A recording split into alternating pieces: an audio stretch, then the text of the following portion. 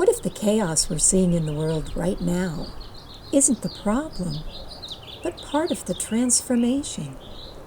In this episode of Dial Up Intuition, we explore how every major shift in history has come through struggle, and why today's uncertainty may be leading us into a powerful spiritual awakening. From the ego-driven world we were raised in to the deeper truth of collective consciousness, this episode will challenge the way you see your role in the world, because every thought, every emotion, every choice you make creates a ripple, and that ripple may matter more than you think.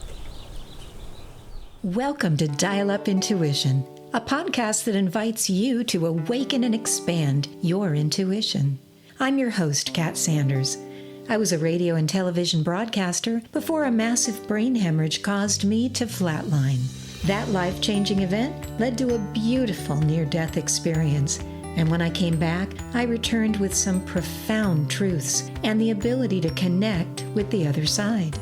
In this podcast, we'll explore these truths and learn how to strengthen your intuition and intuitive gifts. You'll hear conversations with remarkable intuitives who'll share how their gifts came alive, evolved, and became part of their daily lives. So whether you're just beginning your intuitive journey or you're ready to go deeper, this is your space to be inspired, guided, and reminded that your intuitive gift was always within you. So let's begin and dial up our intuition together. Hey everybody. Welcome to Dial Up Intuition. Today's episode is just a little different. It's more of a conversation, just you and me. Because there's something really important I want to talk about. Something that's happening right now, whether we fully realize it or not. And that is that we're in the middle of a global shift in consciousness. You've probably heard people call it the awakening. And I know it can feel like your journey is just that, your journey, your life, your growth, your struggles. But it's not just personal, it's collective.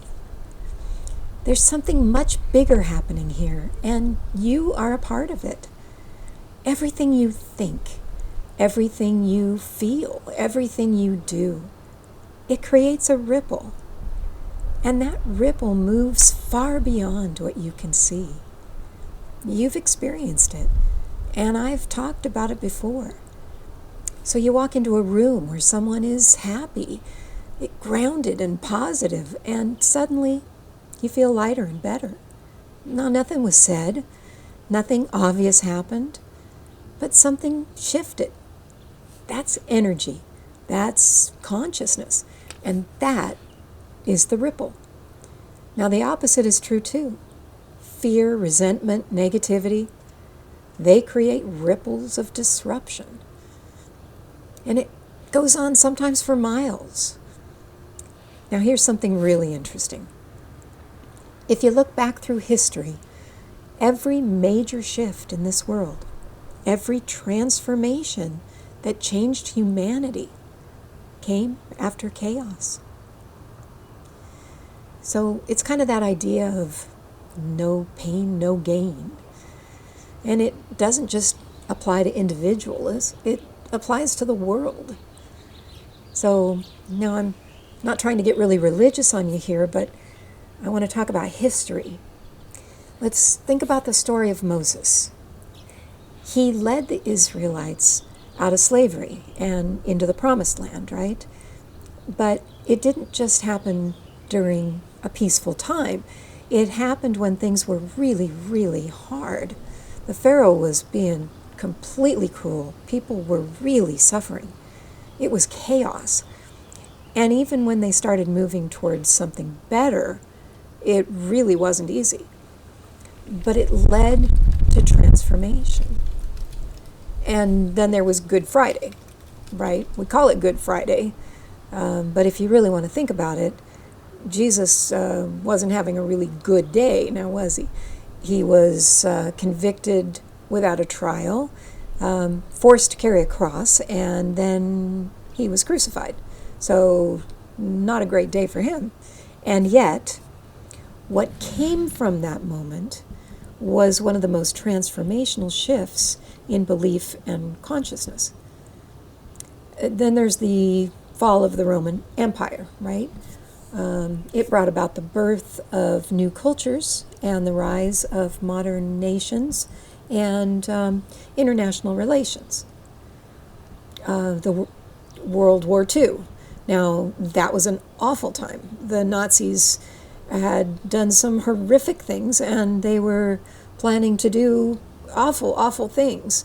But the war was awful, but it transformed into, afterwards, one of the world's most prosperous times of economic growth and stability, with incredible technological advancements and international relations like we'd never seen. So when you look at the world today and you see division, chaos, stress, uncertainty, it's really easy to feel overwhelmed. Most of us, many of us, are baffled by what's going on and feeling very overwhelmed. But think about it in this way. What if it's part of a pattern? What if this is what happens right before transformation? Because right now, we are going through another massive shift, a spiritual awakening this time. And just like before, there is discomfort, there's intensity, there's friction. Because growth doesn't happen in comfort. It happens when everything feels like it's falling apart. And at the center of all of this, there's choice. This time, the choice is love or fear, compassion or division. You could even say this time, this is a war of love versus hate. And I truly believe this, love wins. Love has to win, because love is what transforms. But here's where we've gotten a little off track as humans. We were raised in an egocentric world. From the moment we're born, we're separated from the collective and placed into an identity. That's kind of how it works, right? You're put into an individual body. You're given a name. You're labeled, right? Daughter, son, sister, brother. And then it continues. You're smart, or not so much. You're athletic, or not. You're beautiful, or maybe not quite enough, right? Everything becomes individual. Everything becomes a comparison, a competition of sorts. You start to grow up. You have a good job, or not. You have money, or not so much, not as much as somebody else. And over time, we forget something really important. We forget what's important, and we forget that we're all connected, and we forget that it's all about love, and it's not about these silly things, these labels, these comparative or competitive things that, the world, the egocentric world puts on us. We forget all that. Because the truth is, we are part of this collective consciousness. You are connected to nature, to animals, to other people, even to those who have passed. And once you start to experience that, you can feel it. The tree in your yard isn't just a tree, it's alive, it's connected. Animals aren't separate, you can communicate with them. And love, it doesn't end when somebody leaves this world, it continues. And here's the thing, as children, many of us knew this. We remembered it from before we were born. We felt it naturally. And maybe back then you thought you could talk to animals. Maybe you had an imaginary friend. Maybe you were still connected to your spirit guide. Maybe you sensed things that you couldn't explain. And what happened? Someone older told you it wasn't real. Stop making things up. That's silly. That's not possible. So you shut it down. And part of this awakening is remembering, going back to that openness, to that curiosity, to that connection. So here's something that might surprise you. This isn't about your personal evolution. I know that sounds really strange, but it's not just about you. We'll talk about you and your personal relationship, your personal growth in another episode. But this is about the whole, the collective. Your role matters, and it matters a lot because of how you affect everything around you. Because every thought, every action, every moment of love or fear creates a ripple. Love and compassion create powerful, positive change. Fear and negativity create disruption that spreads. So the question is, what are you putting out into the field? Which side of this war are you on?